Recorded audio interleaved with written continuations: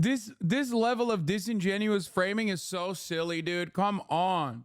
Come on, brother. That's like a new low for Ben. I can't believe I'm saying this.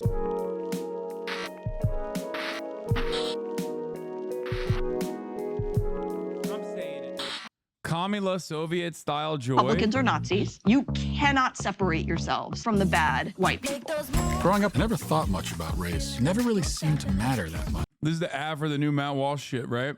All right, here. 0 questions as the de facto Democratic nominee. And that is an amazing accomplishment in and of itself, that she's been able to go almost an entire month without answering a single adversarial question this entire time. Because her campaign is 2 things: free money and joy. Those are the things. Free money, joy, and 0 questions whatsoever. She now says that she will commit to 2 presidential debates. Now, normally you have 3 presidential debates, but she is very huffy about having 3 presidential debates. The last thing she wants is that her positions be exposed before the American public as the communism light that they are, economically speaking, and the absolute sheer weakness and cowardice of her foreign policy. She doesn't want that exposed on stage, so she's going to minimize this as much as humanly possible. Yesterday, Team Harris said that they would have 3 debates total. They'd have 1 VP debate between Tim Walz and J.D. Vance. Makes sense, because the last thing they want is J.D. Vance just tearing Tim Walz a new one over and over and over. As we will see, Tim Walz is a horrible vice presidential pick. What they really don't want is a repeat performance of Kamala Harris in front of the public. See, it took many debate performances in 2019, 2020 for her to come completely apart, for the wheels to come off the Kamala Harris bus. And so what they're hoping is that the less you see of Kamala Harris, the more you will like her, which, frankly, is a good strategy, because the more you see of her, the more you dislike her. They put out a statement yesterday after Donald Trump had suggested that there'd be 3 presidential debates, just like normal, because the last candidate, died. So he has said, why don't we have 3 presidential debates? She said, no, won't do it. Quote, the debate about debates is over. I like that they can just declare this. They can just randomly declare that the debate about the debates is over. That doesn't have any sort of totalitarian overtones. Donald Trump's campaign accepted our proposal for 3 debates. Totalitarian overtones. Kamala Stalin Harris only wanted to do 1 debate instead of 3. 2 presidential and a vice presidential debate. Assuming Donald Trump actually shows up on September 10th to debate Vice President Harris, Governor Walz will see J.D. Vance on October 1st, and the American people will have another opportunity to see the vice president and Donald Trump on the debate stage. It's so funny. Donald Trump was literally avoiding doing any debates at all, harder than you avoid the top of the hour ad break. And now he's like, actually, no, it's Kamala Harris that's running away from the debate. There should be 1,000 debates. Let 1,000 debates bloom. You're doing a great job on the ads today. Thank you. Thank you, Kasha Leah.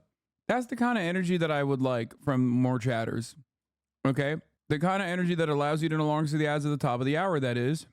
Here's the 3-minute ad break now. Rose Dog, thank you for the 5-tier-1 gift. In October. Now, what Democrats know is that they're going to ramp up the early voting as fast as humanly possible. And so by the time you hit October, half of their votes are already going to be in the can. Kamala Harris continues, voters deserve to see the candidates for the highest office in the land share their competing visions for the future. The more they play games, the more insecure and unserious Trump and Vance reveal themselves to be. To the American people, those games end now. I mean, the only campaign that's been playing games about the debates has been the Kamala Harris campaign. Because Donald Trump made a commitment to Joe Biden, who is no longer the actual nominee. Kamala Harris wasn't. I think the more that the Trump campaign goes nutty mode, the more Ben Shapiro basically has to readjust his commentary to reflect how stupid the Trump administration is. Like, I think Ben's smarter than this. Like, I don't think Ben's a stupid guy by any means, all right? I don't think so. But Ben knows what his audience is, what their demands are, and has to do commentary that is adjusted to, like, what the candidate is. It is pretty funny for him to just blatantly disregard reality in this situation, because he's just like, yeah, it's actually the Kamala Harris that's like against it. The more debates. It's like everybody heard Donald Trump run away originally from debating. Involved in those particular negotiations, and then playing games to try and pretend that Trump is running away from them, when in reality they are running as fast as humanly possible away from Donald Trump and J.D. Vance, because they do not want to be in the public eye. And the reason they don't want to be in the public eye is because they've got nothing. They've got absolutely nothing. They just pasted a new face on the same old terrible Joe Biden agenda, and they're hoping that nobody notices that. Now, they do have a problem, and that is that the ghost of Joe Biden is now haunting Kamala Harris. What the Harris campaign would prefer is for Joe Biden to go back into the crypt where he is kept every night and just to stay there. That is what they would prefer. They would prefer that no one associate Kamala Harris with Joe Biden, which would be quite a feat considering that Kamala Harris would be an obscure no-name California senator like Alex Padilla if it were not for the fact that Joe Biden picked her up from the scrap heap of American politics and made her vice president on the basis of DEI qualifications. She is only famous because of Joe Biden. She's only a national figure because of Joe Biden. And by the way, from day one, he said this is the Biden-Harris White House. He said she was intimately involved in every decision. So she is tied at the hip to his policies, which is something that Joe Biden himself said. Peter Doocy asked him about it. And he said, she's not going to distance herself from my economic policies. By the way, he is right. The only economic policies she has are his. How much does it bother you that Vice President... Okay, but his economic policies aren't bad. Like, his advocacy for a lot of shit is actually some of the only good things that this Biden administration has done. I can't believe I'm saying this, but like, this is one of the good things that the Kamala Harris campaign is doing, which is following along with like the good parts of Biden's messaging and platform. What the fuck are we talking about? As I reiterated over and over again, good message, bad messenger was the situation. Okay? Good message, bad messenger was the issue with the Biden administration. Like, what are you going to do? The thing is, Ben can't advocate against, like, you know, capping the price of insulin at $35 because his diabetic audience is going to lose their minds if they find out that Ben is against that sort of thing. Because he's deeply invested in the profit margins of some of America's greatest mega corporations. That's just the problem. He can't talk about the expansion of the child tax credit being a negative thing, because then you got people who want to have children who are greatly going to benefit from this. And if he actually openly states that, they're going to be like, well, what are you saying? I want that, though. I want that money. Shut the f up, Ben. That's it. That's the issue. In a world where even the Republican Party is like increasingly drumming up populist economic messages, it is quite difficult for the likes of Ben Shapiro to openly advocate against policies like this. There are less and less people who take this like Redditor ass tone and go, no, neoliberalism is the way forward. Actually, when profits are good for corporations, like, our lives are good too. Part of that is because the cost of living has greatly increased. So that has created a lot of resentment against mega corporations as well.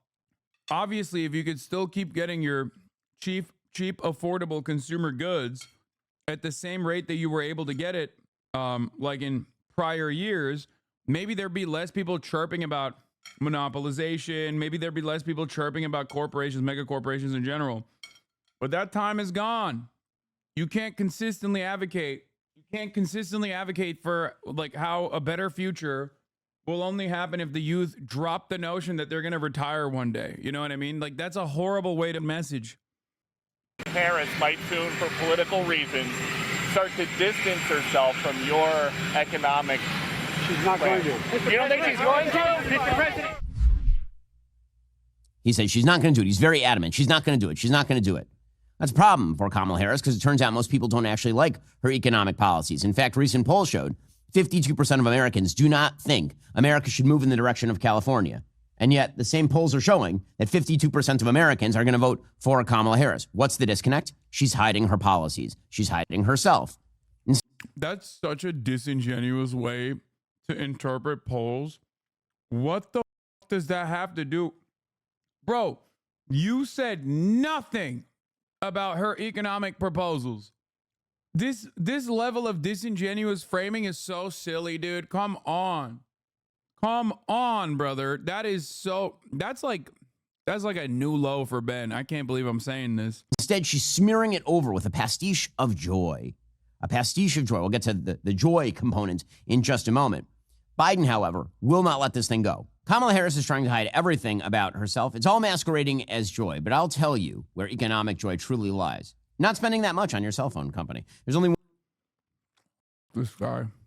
said, yeah, Joe Biden was so concerned to let me know that he was connected with Kamala Harris that he grabbed my arm.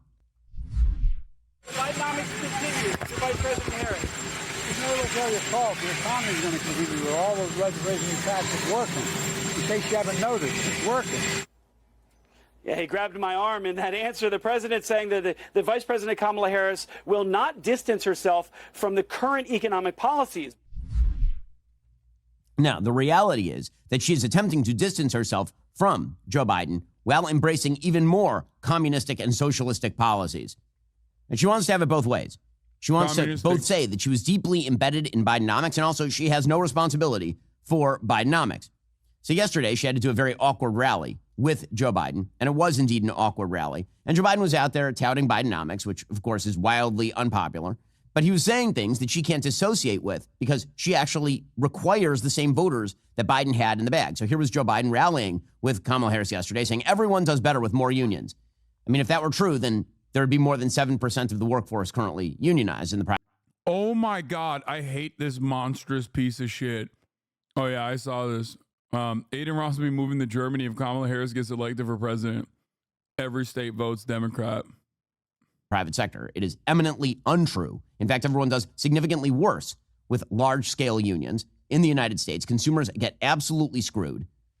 Industries turn into zombie industries subsidized by the federal government. This is the story of the car industry in the 1960s and 70s in the United States. But here is Joe Biden trying to make sure that he's got those union voters in the bag for Kamala Harris. I love the idea. I love this. He's like, yeah, if unions are so good, why 7%? It's like, bro, why 7%? We're in America. Is it because of dipshits that pay your salary have completely gutted labor unions? That's also part of the reason why there's no like mechanism of balance. It's completely out of whack. Corporations can do whatever the fuck they want, dude. There's more we can do for everyone. We can't give up. They told me every major piece of legislation we passed to give us the strongest economy in history and the strongest economy in the world. We got more to do for working people.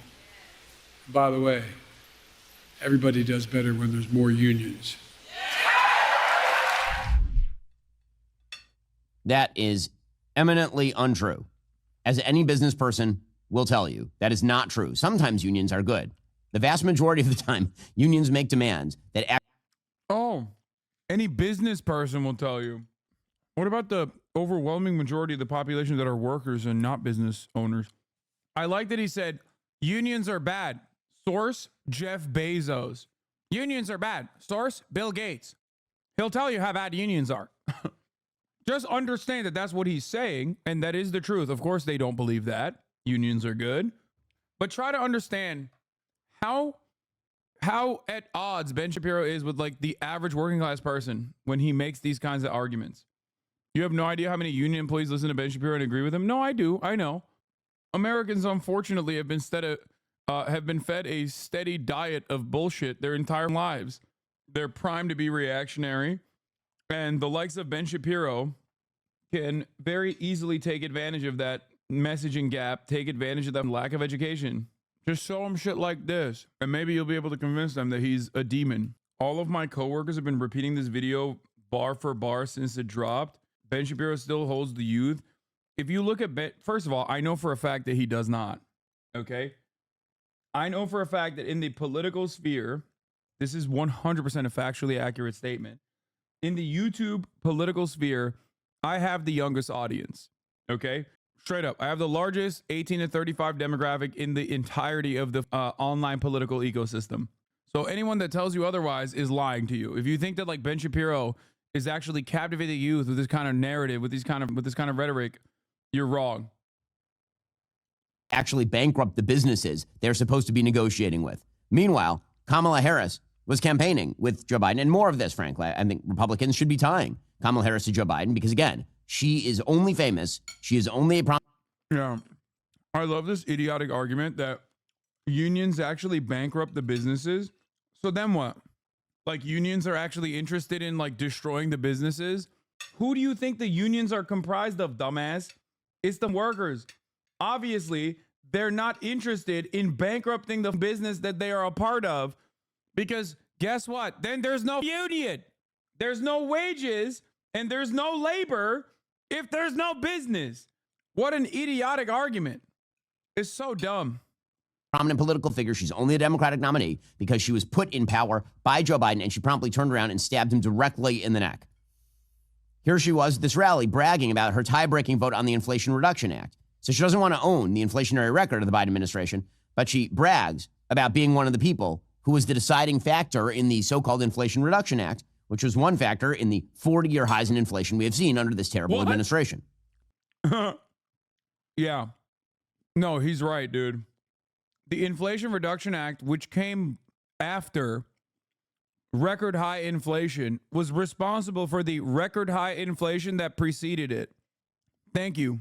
No, he's right, dude. The Inflation Reduction Act actually was responsible for the inflation that happened before it, as is literally in the name, Inflation Reduction Act. It traveled throughout time and was able to increase inflation before it could reduce it. Anyway, that argument is also insanely stupid from, yes, the intellectual gladiator, according to Bari Weiss, when she used to work at the New York Times, by the way. Bari Weiss wrote an article at the New York Times about the intellectual dark web where she called Ben Shapiro an intellectual gladiator of the right. Thank you, Ben. That was cool that he just dropped that in there. But also, these guys have complained nonstop about inflation and then also said Kamala has not taken ownership over the inflation. Now she's acknowledging that inflation is still a problem and wants to do something about it. And they're like, whoa, whoa, whoa. What the f*** do you mean you want to do something about inflation? Hey, that's communism.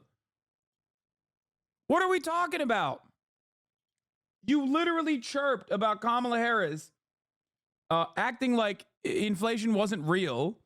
Okay, she acknowledged it. And she said, this is my policy prescription. This is my proposal. And now they're like, no! It's additionally stupid when he keeps saying Kamala Harris has no policies, whereas like Donald Trump literally just keeps talking about inflation and he says we're going to cut prices in half, and he has yet to answer for the how. Like, he has not answered the how. How are you going to cut prices in half? It doesn't make any sense. 2 years ago, as vice president, I was proud to cast the tie-breaking vote that sent the bill that gave Medicare the power to negotiate and let it get to the president's desk. And I was proud when our president, Joe Biden, signed that bill into law. God, she's awful. She is just plain awful. And now she's spelling out more of her communistic policies. So, as of today, she's going to call on Congress to pass a federal ban on price gouging as part of her economic platform, according to Politico, to lower grocery prices and everyday costs. That action, to be announced during a speech in North Carolina, is among others she will take in her first 100 days in office to lower high grocery costs, according to a campaign official granted anonymity to discuss policy ahead of an official announcement. And the fact that we are now 27 days in to her campaign and there is no policy on her website, none, zero, is pretty impressive, frankly speaking. This is idiot policy. Passing federal laws on price gouging on groceries is idiot policy. The reality is that in the grocery industry, profit margins are well under 2%. There's very, very little profit margin in the grocery industry because it's really competitive. There are tons of groceries. There's tons of supply. There is no shortage of food in the United States. And so the idea that it is monopolistic companies price gouging people, and that's why the prices have gone up, is insane. First of all, price gouging in general is almost always crap because the reality is that prices are determined by supply and demand. I can't gouge you on price unless I'm the only supplier available in a really, really wide radius. No competition is available. And you are willing to buy at the price that I set. That is the only way I can, quote unquote, price gouge you.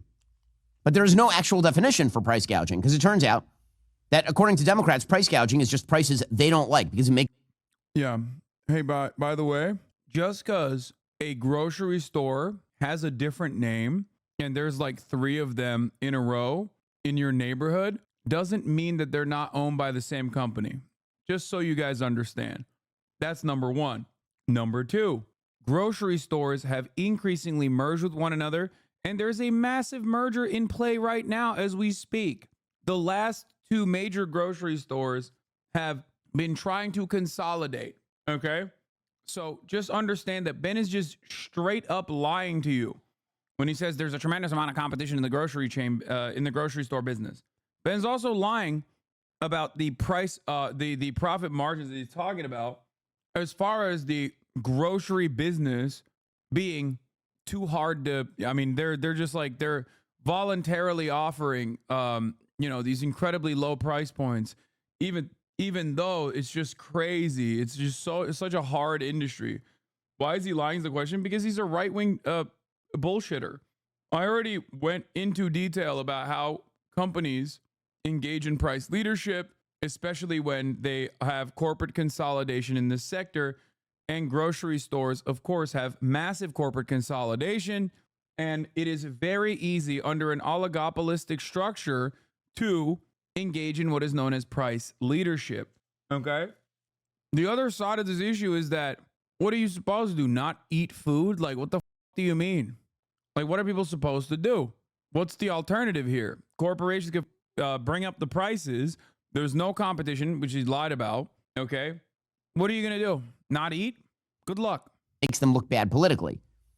If she believes that she's going to bring down prices through price controls, this has been tried. It is Soviet-style policy. It is Cuban-style policy. It is Venezuelan-style policy. Simply declaring that the price of a product shall be X does not guarantee the widespread availability of that product. In fact, what it leads to is a spur in demand and a reduction in supply. That is what price control. Why? Why, Ben? More people can buy food. They're going to eat. Okay. Why is that going to increase? Why is that going to decrease supply? Like, more people are purchasing. Why can't supply keep up with the amount of purchase? It always does. It always has. Why? We have so much surplus, dude. We literally dump a shit ton of food. We do not have a shortage of food. Ben already admitted that. He already acknowledged it. Not only do we already not have a shortage of food, we literally waste a shit ton. That is because we want to maintain the same prices for food. If we didn't dump all the food that we're not consuming, then all of a sudden prices would get lower. And then companies would not want to, yield the same level of crop. What other people are not considering, or what Ben is not considering in this situation, is that there's subsidies all the way anyway. These companies are already completely subsidized by the government. So we have subsidies that taxpayers are paying for to make the production of this food as cheap as possible. Then beyond those subsidies, we're also paying in subsidies in the form of like welfare to companies like Walmart and whatnot that take advantage of the social safety nets that kind of exist.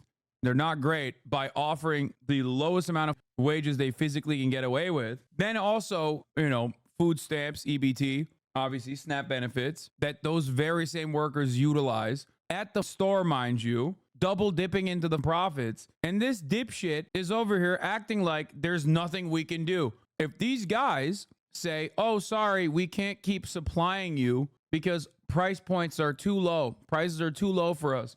We just can't keep supplying the same level of food. Then you institute the Defense Production Act. And if they don't change their attitude, then you take it over, seize it. Controls do. Price controls mean more people want the thing because now it's cheaper, and fewer people are willing to produce the thing because now there is no profit in producing the thing. Very often, there's actual loss in producing the thing, and people do not produce things at a loss. This is why price controls lead to bread lines. And I know Bernie Sanders thinks bread lines are great. Bread lines are wonderful because that means you're just in a line for bread. What could be but a bread line? Sounds great. But it's actual terrible policy. Every economist understands, right, left, center, unless you're like a full-scale Marxist, that price controls are some of the worst policy you could possibly implement. And obviously she's pushing it because she is of the opinion that Americans are too stupid to understand what price controls are. Now, Kamala Harris isn't stupid enough to believe in price controls, or maybe she is. One way she is about a bit of a Harris is, and you can't lower. Dude, the funniest part about it is that he relies on how stupid his audience is to advocate for something that only benefits corporations, not even do a good enough job in his advocacy because he knows his audience is so dumb and they trust him that they won't realize that this is purely against the interests of his own audience, of the citizens. Okay, he's putting profit over people and not even doing a good enough job with like the messaging, knowing full well that these guys will just like eat out of his hand no matter what. Of something called the Kellogg-Briand Pact of 1928. In 1928, it's also called the Paris Accords at the time. In 1928, a bunch of countries in Europe got together, including Germany and the UK and France. They all got together and they outlawed war in 1928. And you know how it worked out? Not amazing if you know your history, because it turns out that the 1930s followed, and that included World War II, the bloodiest war in human history. It turns out you can't outlaw war simply by passing a diplomatic piece of paper saying we outlaw war. And you can't lower prices simply by saying that you wish prices to be lower and then setting price controls. In fact, you usually end up with precisely the reverse of what it is you are seeking. And Kamala Harris is not that stupid. She knows that. But according to Politico, of course, it's a political move, right? Elevated everyday costs have plagued the Biden-Harris administration since Americans' grocery bills spiked during the pandemic. Even with some promising recent polling, most major voter surveys show President Biden and Harris well behind former President Donald Trump on the economy. Harris has tried to level set with voters about the pain of high food costs in recent campaign speeches, something progressive and battleground district Democrats on Capitol Hill have said they wish Biden would have addressed. Is Ben going to mention Trump's policies on how he's going to magically cut the price of groceries in half, as he has claimed he will do once he's president? Because, like, what's Trump going to do?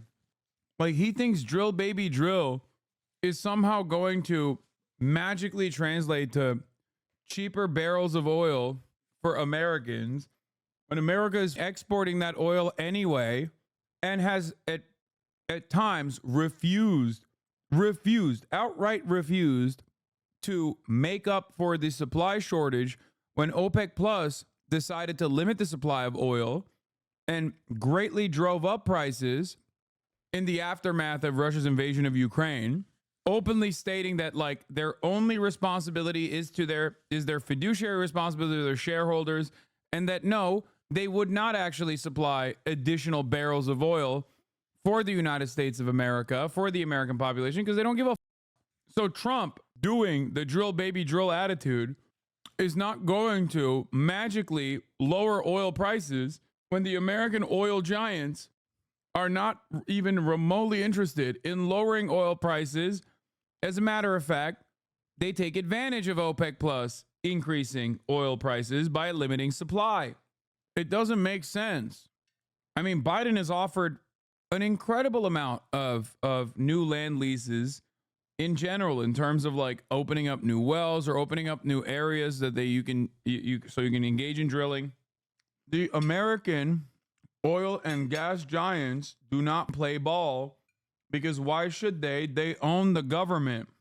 Earlier in his presidency, Harris's proposals show how she would expand Biden's focus on price gouging and food costs, according to the plans detailed by her campaign. In addition to her push for the first ever federal ban on price gouging by food corporations, she would also direct the Federal Trade Commission and state attorneys general to investigate and levy penalties on food companies that violate the federal ban, which again is insane. This is insane. Food is not more expensive because the bread companies decided randomly to raise the prices in collusion with one another. Food is more expensive because the Federal Reserve pumped money into the economy at a rate unprecedented in human history. And then the Biden-Harris administration decided to jack more money into Wait, who did that? Even on that front. So Biden jacked it. Who did it first? Not that it matters ultimately, but because it absolutely is not a byproduct of like 2 stimmy checks, no matter how hard these guys chirp about this shit, but instead directly related to, or the PPP loans, obviously, and instead directly related to companies genuinely doing that, genuinely increasing prices and keeping them high. Even in his own argument, he's shitting on Donald Trump. He won't say it outright. He won't say it outright because he knows his audience is stupid as. In capitalism, we give to a certain group of people, by the way, a small minority, the power to determine prices. the prices to be charged for a shirt, for a bag of potato chips, for a software program, for whatever it is, the price is set by the owner or the board of directors, if it's a corporation, of capitalist enterprises. A free enterprise system means that the employer is free to set the prices that he or she wants. And what do they do with that freedom? Well, you know the answer, even if you've never gone to business school. You know that the employer, the producer, the owner, the entrepreneur, the capitalist sets the price that will get for him or her the greatest profit. That's what they're in business to get, and that's how they decide what to do with prices. Of course, they have to be careful. They can't just raise the price astronomically because obviously in our system, the higher the price, the fewer the people who can afford to buy it. And you'd be shooting yourself in the foot if you raised the price so far that there were only very few people left to pay, and then you'd lose in foregone sales.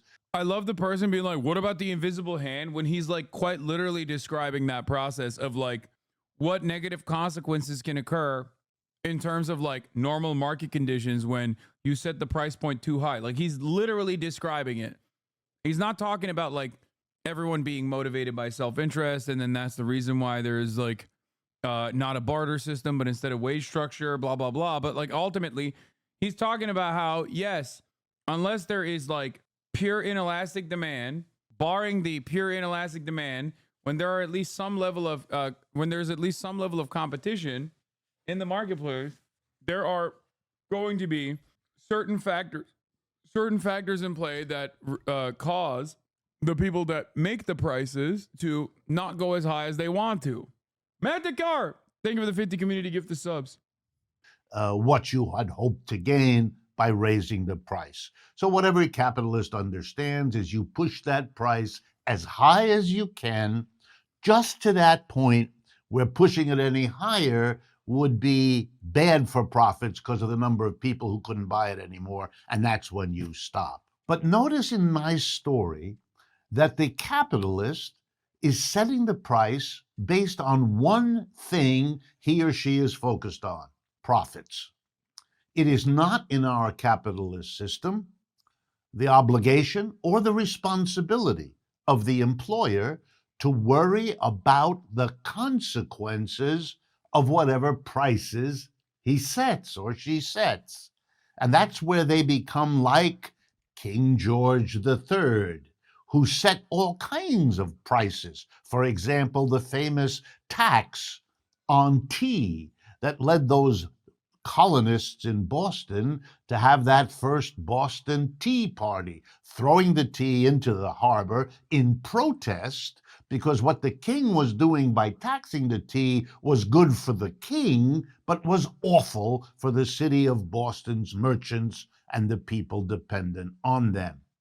Well, when capitalists raise their prices, they are not responsible any more than George III was for what happened, for the suffering that I'm going to show you, for the social consequences I'm going to sketch for you when prices go up. Also, that is not what Adam Smith meant by invisible hand. He would have a stroke if he saw modern capitalism at work.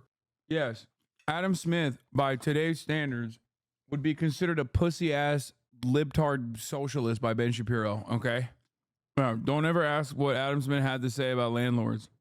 No, don't ever ask what Adam Smith had to say about landlords.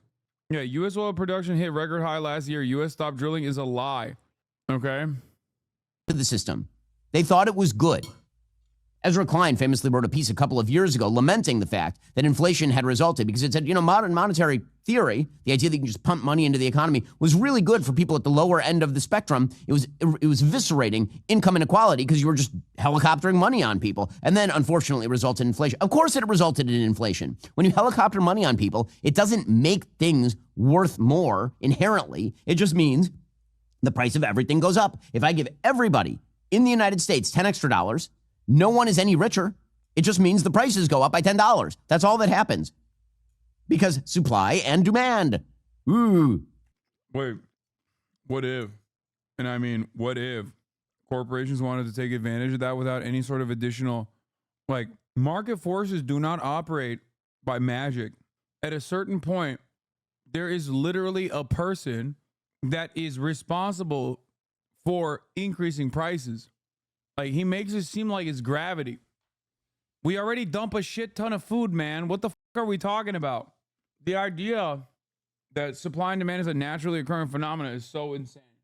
I don't think he believes that either. These people. It's just, it's amazing to believe that we are led by such dullards, but they're not dull. They know exactly what they're doing. And in fact, in the middle of an inflationary spiral, she has another proposal. This one is on housing. Guess what it is? Wait for it. It's free money. I know you weren't expecting it. Free money from Democrats in the middle of a $30 trillion national debt? No, they would never do such a thing. Our national... Oh my God, national debt. Oh, that's great. Dude, watch. Republicans going back to deficit hawking when the toothpaste is completely out of the tube at this point. Great stuff. Please campaign on that, man. No, for sure. Campaign on that. Hey, how about we no longer give free money to Israel? You know? Where's your deficit hawking there, Ben? I ain't never seen you chirp about unlimited billions of dollars going to Israel, Ben. Huh? Deficit hawking only comes into play when you're talking about offering regular American working class individuals some financial help. Immediately, whoa! Calm down. We can't do that. There's a hazard there. There's a moral hazard. Unlimited funds to Israel, though, please. Debt currently runs at, according to Truth in Accounting. He doesn't give a about debt, bro. He loved the Trump tax cuts. Don't give me this shit about deficit hawking. Shut the up. Same with inflation, like Trump tax cuts. What do you think that did? Some $35 trillion. The actual truth, in terms of unfunded liabilities like Social Security, Medicare, Medicaid, is more like $156 trillion. So things are going amazing here in this United States. And Kamala Harris and company, they are ready to dump more money into the system. According to Jeff Stein, the White House economics reporter for the Washington Post, Kamala Harris is now proposing $25,000 in federal assistance for first-time home buyers going to 1.4 million people. Quote, many Americans work hard at their jobs, save and pay their rent on time month after month, but they can't save enough after paying their rent and other bills to save for a down payment, denying them a shot at owning a home and building wealth. As the Harris-Walz plan starts to expand the supply of entry-level homes, they will, during their first term, provide working families who have paid their rent on time for 2 years and are buying their first home up to $25,000 in down payment assistance, with more generous support for first-generation homeowners. The Biden-Harris administration initially proposed providing $25,000 in down payment assistance only for 400,000 first-generation home buyers, or home buyers whose parents don't own a home, and a $10,000 tax credit for first-time home buyers. Vice President Harris's plan will simplify and significantly expand that plan by providing up to $25,000 for all eligible first-time home buyers, while still calling for a significant addition for first-generation homeowners. It will expand the reach of down payment assistance, allowing over 4 million first-time buyers over 4 years to get significant down payment assistance on average of $25,000 to get the funds they need to buy a first home. So what is that? That is helicoptering $25,000 of cash to people who want to buy a first home. Now, I have no idea what the provisions on creditworthiness are here, because it turns out they're going to flush a bunch of that money down the toilet if you are simply giving people money who cannot afford to actually pay for the mortgage. The down payment is only part of what you're paying when you pay for a house. There's upkeep, there's mortgage. Turns out owning a home, kind of expensive, which is why a lot. Oh my God. Yeah, listen, there's a lot of people who have enough in their finances to become first-time home buyers, but this would be greatly beneficial for their down payment, right? Like, they have enough to pay for the mortgage, they have enough for everything else, but there's like a little bit of a budget shortfall there. Ultimately, this is not a solution to the problem. This is not even a patchwork solution to the problem at all. The reality of the matter is, obviously, the solution to the problem is deflating home prices. And the only way to do that is by increasing supply and also making it as unaffordable as possible to be a landlord. Okay? Decommodifying housing is the only way out of this problem. Ben, of course, thinks that's communism, and in some respects, it kind of is socialism. I'll be honest with you, but it's good. Not a bad thing. It's a good thing. A lot of people rent right now. But according to Kamala Harris, it is time for the federal. Ben says, if unions so good, why have the American capitalist class eviscerated them so there's only 10%? Ben says, if home ownership so good, why is everybody renting? I don't know, man. Maybe because it's impossible to own a home, dude. Like, what do you mean? Federal government to simply helicopter cash over people. She is pairing this, supposedly, with tax credits to get people to build 3 million new units. Yeah, as you always say, it's expensive to be poor. My mortgage payment is way cheaper than the rents in my area. I know. It always is, of course, because your rent is subsidizing your landlord's mortgage. Your rent is oftentimes paying the entirety of your landlord's mortgage, and then some. The real barrier is the down payment.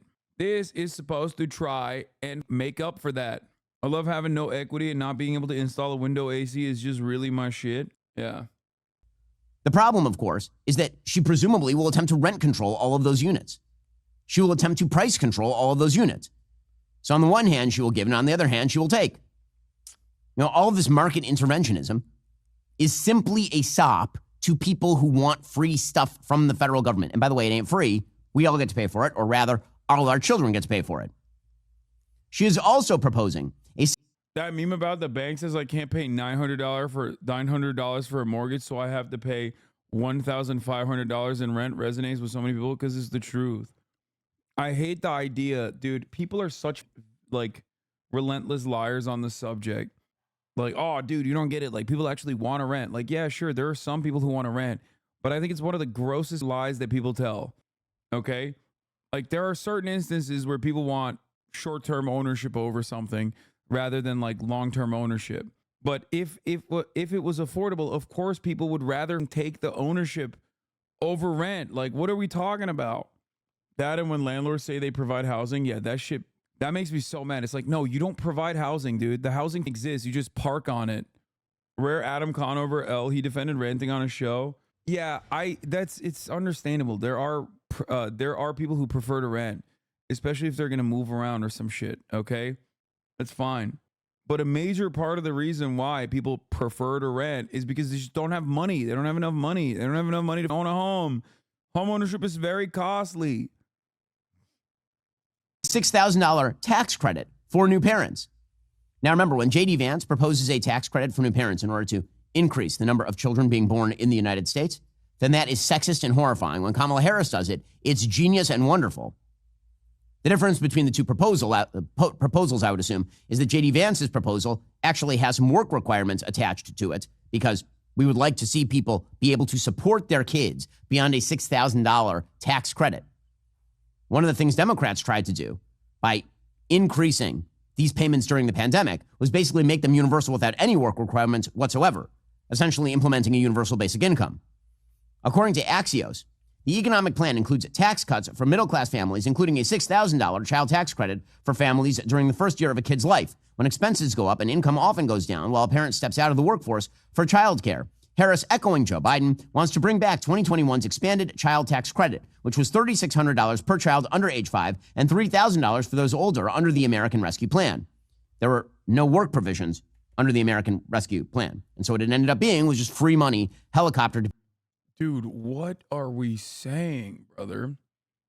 Like, dude, I love Republicans because they're just like, good things are actually bad and bad things are actually good. Like, most of this commentary just revolves around like, America has a lot of problems. Okay, America has a lot of issues. TikTok is doing numbers. Yeah, I saw that. America has a lot of issues. We mustn't solve them. If you try to solve them, I will defend it tooth and nail to not solve them. People who then had a tough time supporting the kids on the other end of that payment. For lower income adults who aren't raising kids, the proposal would expand the earned income tax credit as well. So, just in case you're wondering, this is not about getting more Americans to have kids because we have birth rates that are too low. What it really is about is just giving people cash. It's just handing cash out the door Not her cash, understand. She's never earned a dime. She's been a complete useless person on the taxpayer dime for virtually her entire career. What this is about is using your money to pay off her political constituents. That's what this is about, always and forever. Kill yourself, Hassan. F you, Hassan. Bro, there's nothing funnier than watching a guy like Ben Shapiro who's like, actually, if you want to have children, you should f off and die. And I turn around and go, hey, man, that seems like a really popular policy that you're shitting on right now. And I do think that Americans should be able to get additional funds to have children, especially if you're worried about birth rates like you claim you are. And this guy doesn't even listen to anything I have to say and comes in and goes, fuck you, Hassan, kill yourself, Hassan. What is the issue that you have here with what I've said? Like, hopefully one day you will not be this like annoying little angry demon who is lashing out at the world because of all the awful shit that they experience. And then once you actually overcome some of these problems, you'll be able to find someone that you love. And I hope that when you find someone that you love, you'll want to have children with that person. Now, when that moment comes, you are going to have a lot of financial problems. So like having a child tax credit would probably be beneficial. It is one of the major hurdles that couples experience in terms of their dire economic circumstances. So like, I just don't really get why you would be against this kind of policy. You know what I mean? Are you against this kind of policy? What are you like? What has made you this angry? That's a lot of assumptions based on two stupid sentences. No, I didn't make assumptions beyond the fact that if someone is typing this in a Twitch chat, they're probably very angry at the world. Do you think that that's an unfair assumption to make? The rest of it was basically me saying, you know, I hope that you will be happy enough and overcome whatever these anger issues you have currently so that you can one day find a partner that you love and have children. The only assumption I made is a pretty valid one off of him saying, fuck you, Hassan, kill yourself, Hassan. Like, I just want to know what issues he has with expanding the child tax credit.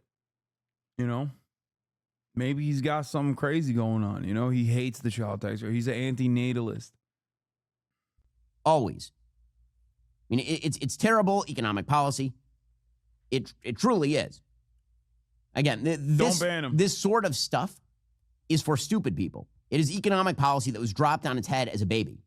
And yet Wall Street seems to be willing to dump money on her. Why? And the answer is because Wall Street is always trying to get in bed with the person they think is most powerful. The thing to understand about Wall Street is that one of the great failures of Wall Street and of... Damn, he's just recognizing that Kamala Harris is a better shot at winning than Donald Trump, and therefore Wall Street is trying to get in bed with Kamala Harris, even though her tax policies in this regard are going to be worse for the economy overall. Only Ben knows what's good for the economy.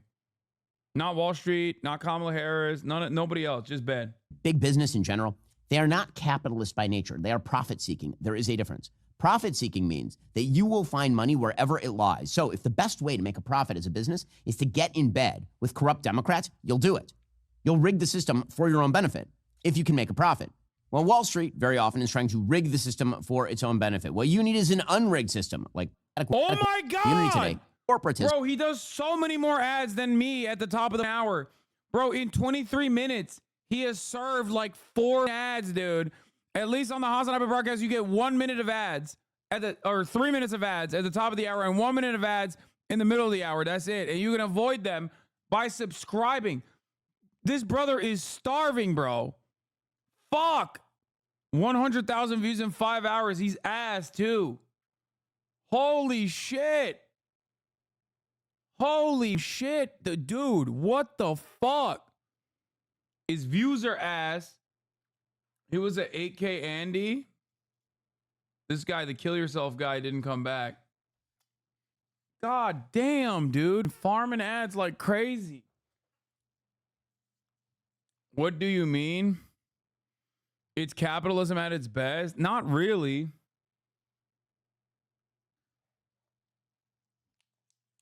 It's capitalism when I do it.